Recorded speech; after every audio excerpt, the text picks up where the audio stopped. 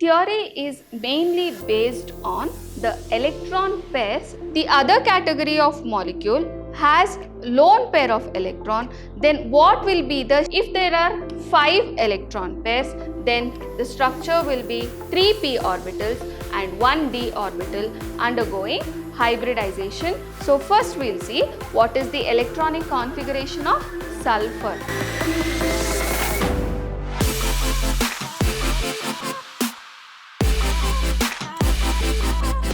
Hello my dear students, welcome back to the session 5 on the chapter Chemical Bonding and Molecular Structure. Last class we learned what is hybridization. Also we learnt about types of hybridization. Which are the ones which we studied? That is sp hybridization, sp2 hybridization and sp3 hybridization, isn't it? Today we'll be studying about two more types of hybridization which is involving d orbital as well.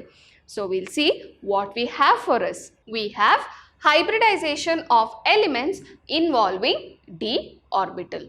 So the first one which you are going to study today is sp3d hybridization in PCl5. Phosphorus has the atomic number 15 and its electronic configuration is 1s2, 2s2, 2p6, 3s2 and 3p3. In the valence shell there are 5 electrons as you can see here. In 3s orbital we have 2 electrons, in p orbital we have 3 electrons. Now before it undergoes hybridization, one electron from the 3s orbital will jump to 3d orbital and you will get 1 s orbital, 3 p orbitals and 1 d orbital with single electron, that is one unpaired electron is there.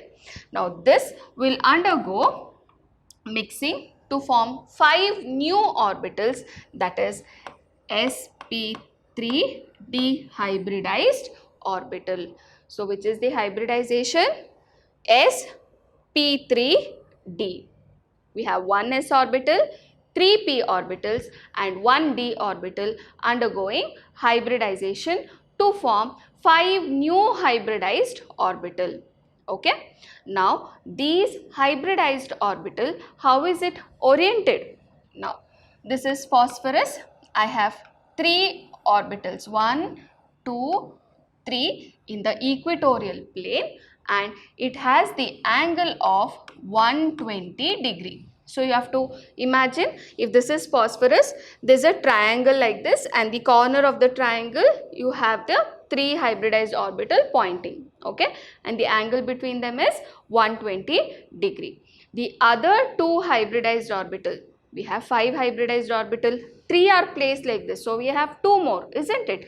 The other 2 hybrid orbitals are their axial, that is it is present just opposite to one another or perpendicular to this plane. So it's perpendicular and the angle is 90 degree. So you can see 1, 2, 3. 3 hybridized orbital has the angle of 120 degree and it's there in the equatorial plane, and 2 more hybrid orbitals are at 90 degree for this equatorial plane. Okay, we call it as axial hybrid orbitals. Now these 5 hybridized orbital will overlap with 5 chlorine atoms, that is 5 chlorine atoms have p orbital, okay, p orbital with unpaired electron, sp3 hybridized orbital with unpaired electron, so they will form sigma bond. The sigma bond is formed by overlapping of what? sp3 dehybridized orbital with the p orbital of the chlorine. Okay, so you can see 1 sigma bond, 2, 3, 4, 5. 5 sigma bonds are formed. So I hope you have understood how this particular molecule is formed, and such geometry, okay, geometry of this molecule is trigonal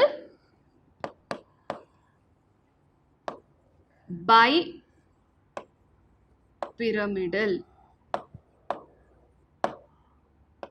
Okay, so this is the geometry of PCl5 molecule. Okay, so I hope you have understood about sp3d hybridization. Next we have one more hybridization involving d orbital, that is sp3d2 hybridization in SF6 molecule, that is sulfur hexafluoride molecule. So first we will see what is the electronic configuration of sulfur. So electronic configuration of sulfur, that is in the valence shell, it has got 3s2 and 3p4 electrons, because the atomic number of sulfur is 16, isn't it? So it has got 1s2, 2s2, 2p6, 3s2, 3p4. Only the valence shell I have represented it over here.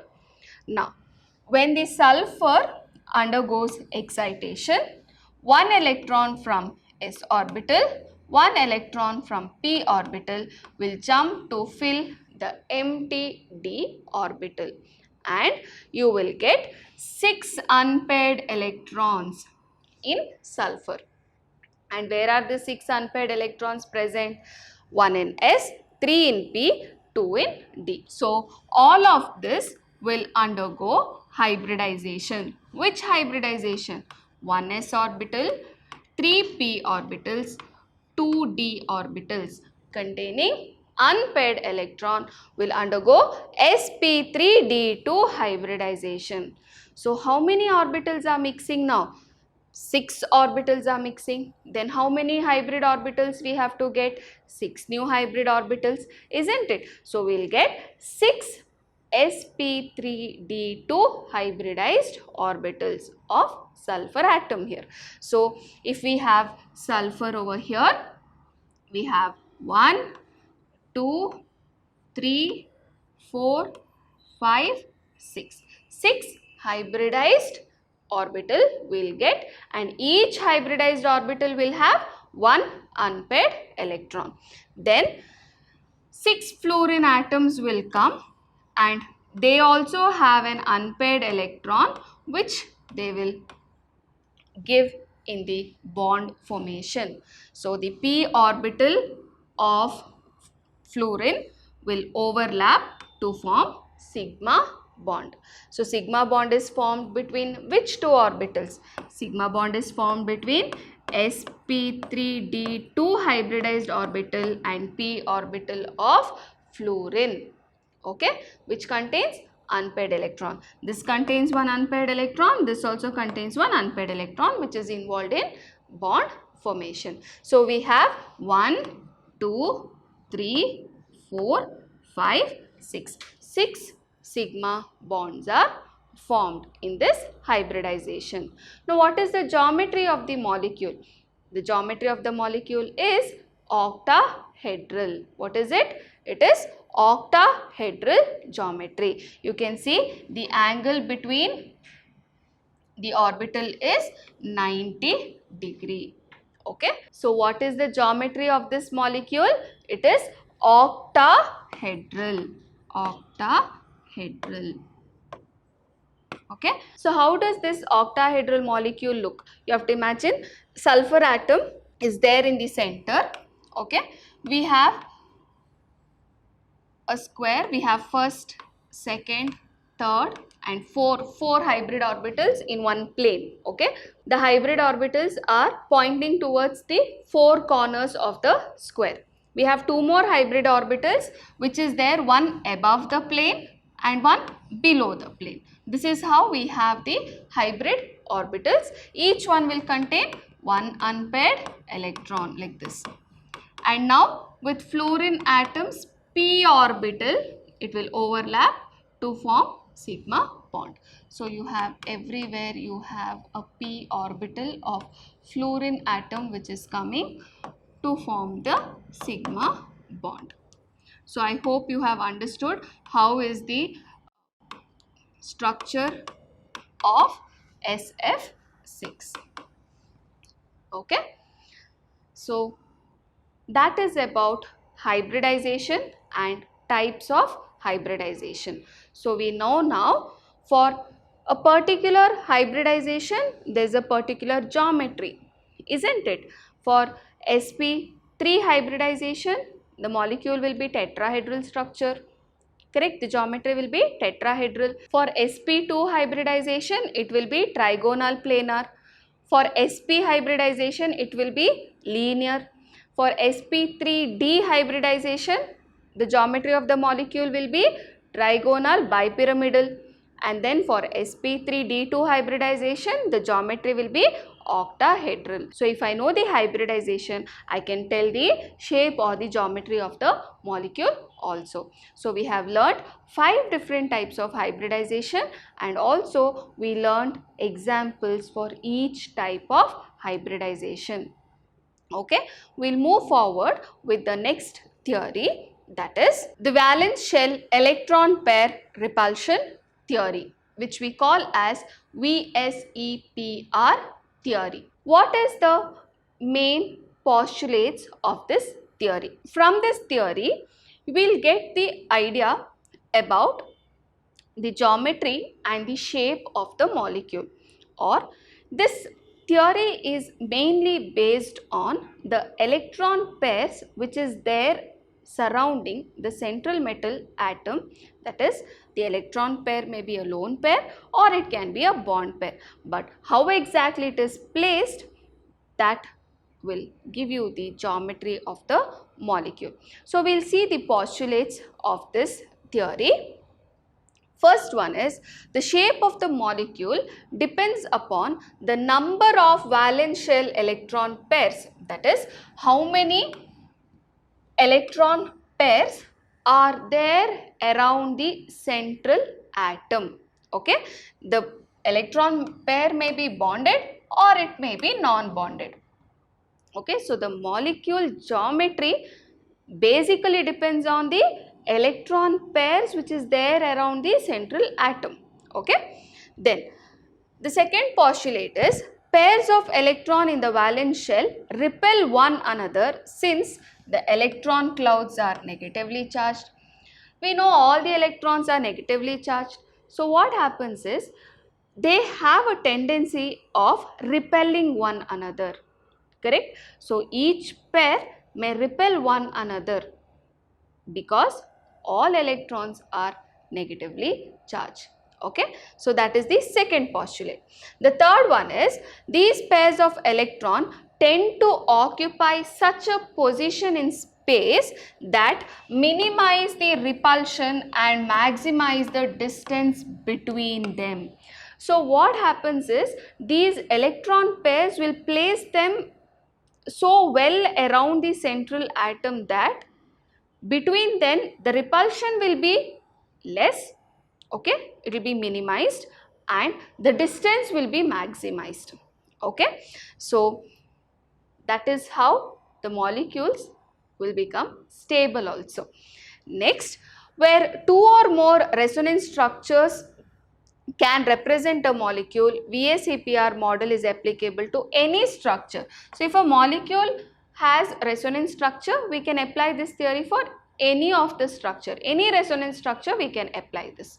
Okay, now the very important postulate is repulsion interaction of electron pairs decreases in the order, that is which are the electron pairs which has got maximum repulsion, where the repulsion is less, that is between lone pair and lone pair repulsion is highest, between lone pair and bond pair the repulsion is a little lesser, and between bond pair electrons and bond pair electrons the repulsion is least. So I can write it as lone pair repulsion is highest, lone pair and bond pair repulsion is in between, and bond pair and bond pair repulsion is least. So this is the one exactly which is applicable or which we will have to see to learn the geometry of the molecule. So we learn the shape of water molecule. In water molecule, if you see, we have one oxygen and two hydrogen atoms, correct? The oxygen atom is actually undergoing sp3 hybridization and it should have tetrahedral structure, isn't it? Anything which is undergoing sp3 hybridization, what should be the geometry? It should be tetrahedral.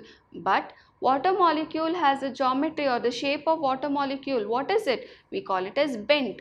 Why exactly? Why the tetrahedral angle is not there? Why is the molecule of water bent? That can be answered by using VSEPR theory. So, what exactly happens?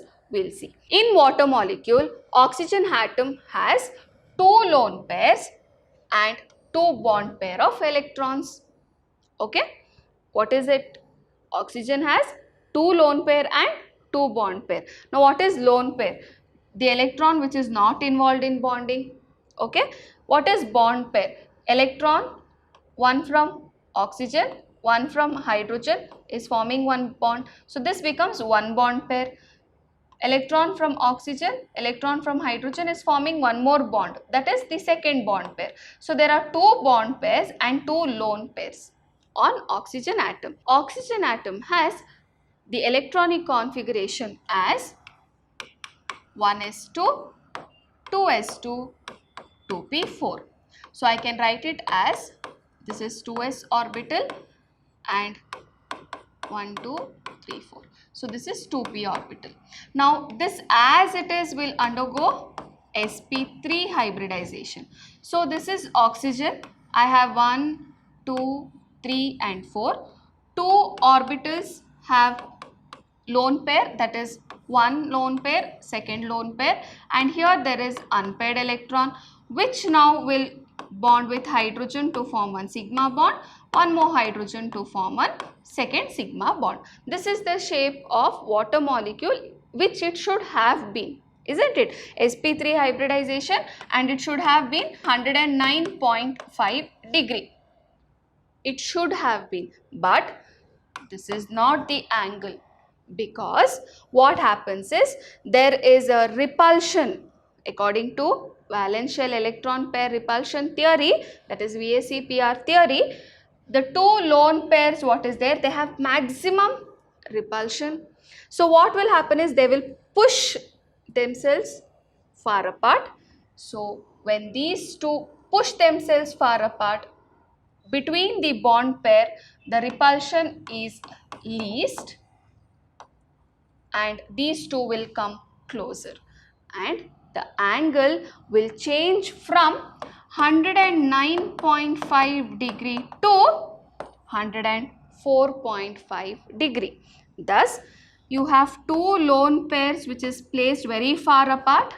Between lone pair and bond pair the repulsion is there, so further it will still shrink and the bond angle will change to 104.5 degree. Thus, shape of water molecule is not tetrahedral even if oxygen is undergoing sp3 hybridization. It is bent shape. Okay. So, I hope you have understood about the shape of water molecule. Next, we have shape of ammonia molecule. Here, even in ammonia molecule, nitrogen is undergoing sp3 hybridization. That means the angle should be 109.5 degree or the shape of the molecule should have been tetrahedral structure, isn't it? But it is not so, because again nitrogen has a lone pair of electron, because of which the shape of the molecule is changing. How exactly? I shall explain. Okay. So, nitrogen has an electronic configuration of 1s2, 2s2, 2p3. Okay. That is 2s orbital and 2p orbital with 3 electrons. Now, it will undergo sp3 hybridization. So, I will get 4 new orbitals of nitrogen. 1, 2, 3, 4. And you can see one of the orbital has 2 electrons. So that is the lone pair, which we call it as, and each one have single electron. So I have put that. Now this will overlap with hydrogen to form one sigma bond, one more hydrogen to form the second sigma bond, one more hydrogen to form the third sigma bond. The angle should have been 109.5 degree, but it is not so. Why? Because lone pair and bond pair repulsion is there. From this end also lone pair and bond pair there is repulsion. So when it repels, the bond pairs which has got less repulsion between them will come closer and the angle will change to 107 degree. So it is reduced to 107 degree from 109.5 degree, and the shape of the molecule will become pyramidal shape. Okay, it is no more tetrahedral because nitrogen has a lone pair of electron. You can see nitrogen has a lone pair of electron. Between the lone pair and bond pair there is much repulsion. So all the bond pairs tend to come a little closer to one another and the angle will change from 109.5 degree to 107 degree, and we call it as pyramidal shape. So I hope you understood the shape of ammonia molecule. Both shape of water molecule as well as ammonia molecule is a very important question for your exam. They can ask for 2 marks or it can be asked even for 3 marks. Okay, so you will have to write the angle change and how many lone pairs oxygen has got, how many lone pair ammonia has got, you will have to write. Okay, so that's about the shape of ammonia molecule. Next, we are going to study about the category of molecules. That is, the molecules can be divided into 2 categories based on if they have lone pair electron. So, there is one category, okay, of molecules which has no lone pair of electron. The other category of molecule has lone pair of electron. Then what will be the shape of the molecule? So we know if there is no lone pair of electron, what hybridization will take place? That only will be the shape or geometry of the molecule, isn't it? But if there is a lone pair of electron, the shape can change and we cannot predict based on only hybridization. We'll also have to look in how many lone pairs and how many bonds pairs are present, and then we'll have to predict the shape of the molecule. So we have 2 categories: molecules in which the central atom has no lone pair of electron and molecules in which the central atom has one or more lone pair of electron. So based on this, now we learn how to predict the shape of the molecule. Okay. So here you can see the table in which I have put number of electron pairs, totally how many electron pairs are there, arrangement of the electron pair, then the molecular geometry and few examples. Okay. So if there are 2 electron pairs, then the arrangement of electron pair will be like this and the angle will be 180 degree. You will get a linear structure. Okay. So the geometry will be linear. Example we already studied, BeCl2, isn't it? Next, if the number of electron pairs are 3, then it will be trigonal planar and the angle will be 120 degree. That is the bond angle. Okay. Now what is the geometry? Trigonal planar. We already studied boron trifluoride, isn't it? BF3 molecule. Now if there are 4 electron pairs, then it will undergo sp3 hybridization and it will be tetrahedral structure. Angle is 109.5 degree. Geometry is again tetrahedral. We already studied about methane molecule, and also we studied about ethane also, isn't it, which is undergoing sp3 hybridization, isn't it? Next, if there are 5 electron pairs, then the structure will be trigonal bipyramidal. You can see 3 hybrid orbitals will be there in the equatorial plane, and the angle between them is 120 degree, and we have 2 hybrid orbitals which is just opposite to one another and at 90 degree to the equatorial plane. Such structure we call it as trigonal bipyramidal. Okay, so the geometry is trigonal bipyramidal. Example PCl5, which we already have completed. Next, if there are 6 electron pairs, okay, then the structure will be octahedral structure, and you can see the angle or the bond angle will be 90 degree. Okay, this is how octahedral structure will look, and we already studied the structure of sulfur hexafluoride. So here, if there are so many electron pairs, this should be the geometry. But next table, I'll tell if in these many number of electron pairs, if there are lone pair and bond pair, we are categorizing now. Okay, all these molecules do not have lone pair, they just have bond pairs. Okay, there is no lone pair. That is the reason, based on the number of electron pair, I can tell the geometry as well as I can see the hybridization also. But then if there are lone pairs, then what will be the structure? For example, if the molecule is AB2E type, okay, we call it as AB2E type, the number of bond pairs is 2, and if the number of lone pair is 1, then the arrangement of electron pairs will be as trigonal planar, but the structure will be bent because there is a presence of lone pair of electron.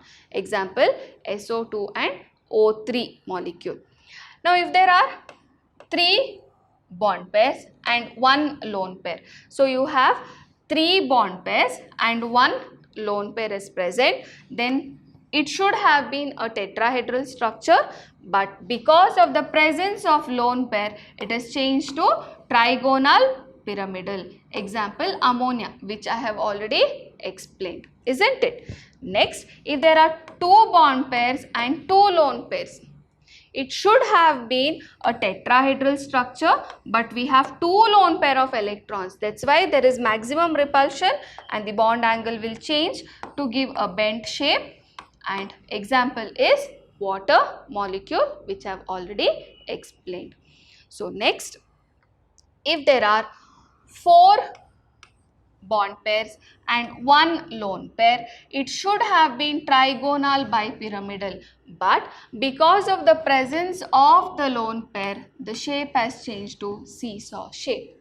Okay, if I have 3 bond pairs, 2 lone pairs, then again it should have been trigonal bipyramidal, but because of the presence of 2 lone pair of electrons, the molecule gets T shape. Example ClF3. Okay, next you can see here we have 5 bond pairs, 1 lone pair. It should have been octahedral structure, but because of the lone pair, the structure has changed to square pyramidal. BrF5 is the example. Next, if there are 4 bond pairs and 2 lone pairs, you can see there are 2 lone pairs. It should have been octahedral because there are 6 pairs totally. 4 plus 2, 6. Here also 5 plus 1, 6. Totally if there are 6 electron pairs, it should have been octahedral, but because there is lone pair of electrons, you can see how the shape is changing from octahedral to square planar. And example XeF4. Okay, so you are getting an idea how the presence of the lone pair is changing the shape of the molecule, or it's changing the geometry of the molecule, isn't it? This is how from VACPR theory we can predict the geometry of the molecule. So I hope you have understood. Now if you ask me, ma'am, the entire table do we have to study for the boards. It's not so very important for the boards, but of course it's very important for your competitive exams, okay? But there are a lot of shortcuts to remember this for your competitives as well, which I will be teaching you all separately, okay? So that's it for today. Next class, we'll be learning about molecular orbital theory and bonding in some homonuclear diatomic molecules. So I hope you have understood today's class. Thank you, my dear children. Stay tuned, stay focused, stay curious. Thank you.